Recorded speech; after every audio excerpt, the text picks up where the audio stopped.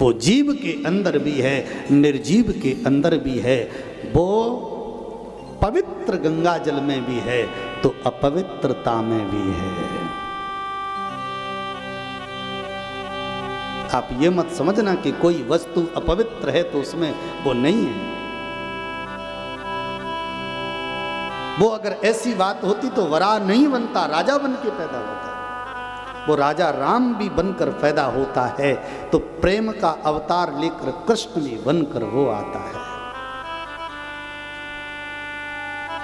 और भक्त भाव से जिस जिस रूप में उसे पुकारते हैं वो उस रूप में उनके पास चलकर भी आता है।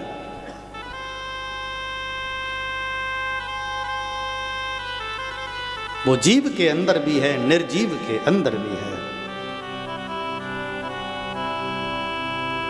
वो पत्थर के अंदर भी है।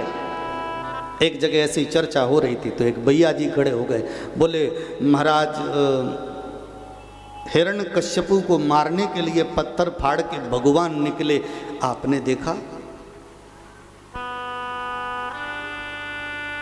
मैंने कहा मैंने तो नहीं देखा।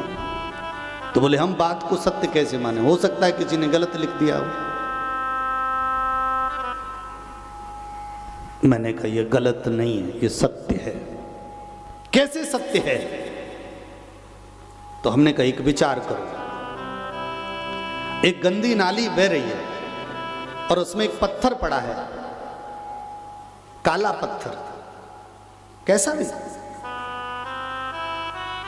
वो नाली सूख गई और उस पत्थर पर किसी की नजर पड़ी, उसने देखा रे पत्थर तो बहुत अच्छा है, और उसने उस पत्थर को उठाया, गंदगी से उठाया, धोया भी नहीं। उसने कहा इसमें तो मेरा भगवान दिखता है, उसकी सोच है, और उसने उठा के उसे पीपल की जड़ में रख दिया। आप सवेरे पीपल के पास गए तो वहां देखा रखा है, कुछ पत्थर रखा है। आपने एक लोटा पीपल पे जल चढ़ाया तो 2 बूंद उस पे भी चढ़ा दिया। छोटा सा टीका उस पे लगाया तो 1 टीका आपने उस पे लगा दिया। कोई प्रतिष्ठा नहीं हुई, कोई पूजन नहीं हुआ।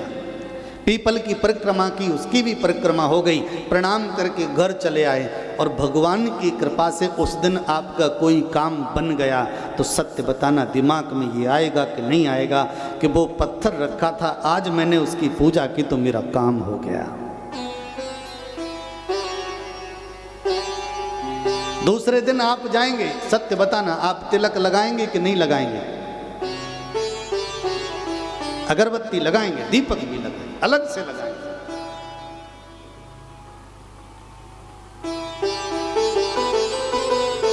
मंदिरों में जाते हैं, क्या है, एक कलाकार की कल्पना है और एक कलाकार ने मूर्ति गढ़ के तैयार कर दी, और वह मूर्ति, आप मूर्ति बनाने के वाले पास में गए होंगे तो वह उसके ऊपर बैठकर बनाता है। हम घर लाते हैं, पूजा करते हैं, फिर उसे स्थान देते हैं, स्थान देकर परिक्रमा लगाते हैं और उसके बाद उस निर्जीव पत्थर के अंदर भी परमात्मा की छवि नजर आने लगती है। क्यों? अरे मेरे भाई, आप केवल उसे पत्थर में ढूंढ रहे थे। एक बात और सुन लीजिए, मुझे नहीं पता कि क्या है क्या नहीं, आप लोग जानो, पर इतना जरूर जानता हूं कि एक विधर्मी व्यक्ति को, मान के चलो एक मुस्लिम धर्म वाले व्यक्ति को अपन राम दरबार में जाके बिठा दें और उससे कहें कि भैया तुम यहाँ नवाज अदा करो, तो सत्य बताना उसका मन लगेगा कि नहीं लगेगा? नहीं लगेगा। उसका मन तो मस्जिद में लगेगा। अच्छा, आपसे कहा जाए कि मस्जिद में जाके माला जपो तो आपका मन लगेगा? नहीं लगेगा। क्यों? क्योंकि आपका मन मंदिर में लगेगा। अच्छा, दोनों ही पृथ्वी पर पैदा हुए हैं और दोनों ही माता पिता के माध्यम से पैदा हुए हैं, पर एक का मन मंदिर में अटका है, एक का मन मस्जिद में अटका है। क्यों?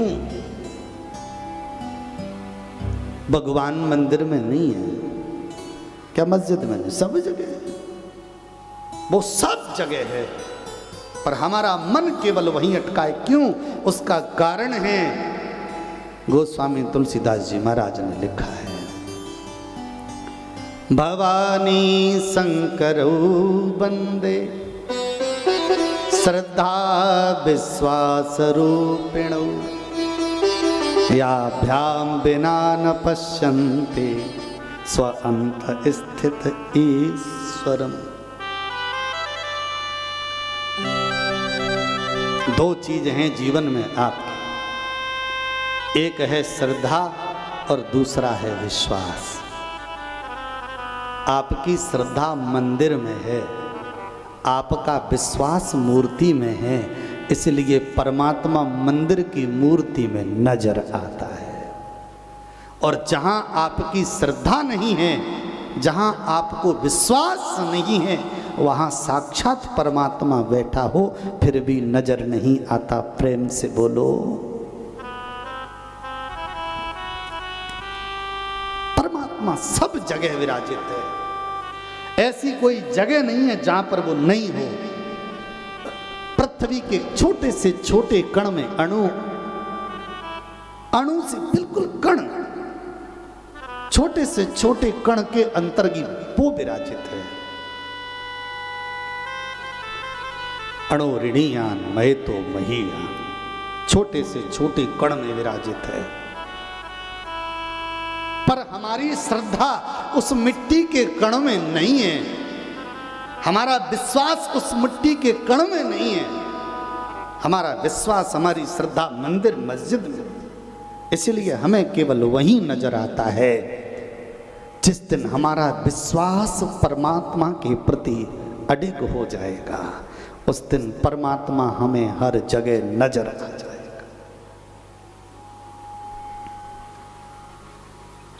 प्रेम से बोलो जय श्री कृष्ण। एक बात और बताएं आप लोग, आज हमारे पारीक्षित जी के माध्यम से रामवीर शर्मा जी, शर्मा परिवार की तरफ से ये ज्ञान गंगा यहाँ 7 दिन बहेगी। कुछ लोगों को अच्छा लगेगा, कुछ लोगों को मिर्ची लगेगी। ऐसा नहीं है कि सब लोग प्रसन्न, सब लोग कभी किसी काम से प्रसन्न हो ही नहीं सकते।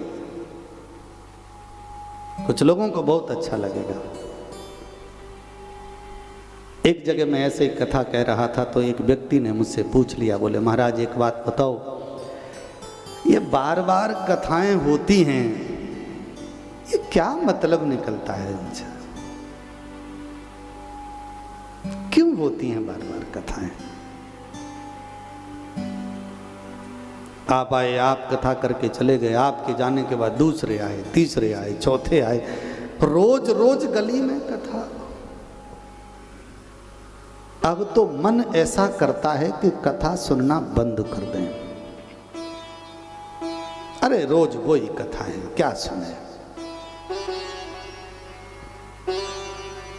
सही है कि गलत है? मन में ऐसा आता है कि नहीं आता? चलो कल देख लेंगे, आज छोड़ो। आज तो प्रारंभ दिवस है, महाराज जी बैठेंगे, 2 मिनट चर्चा करेंगे, आरती हो जाएगी। कुछ नहीं करना।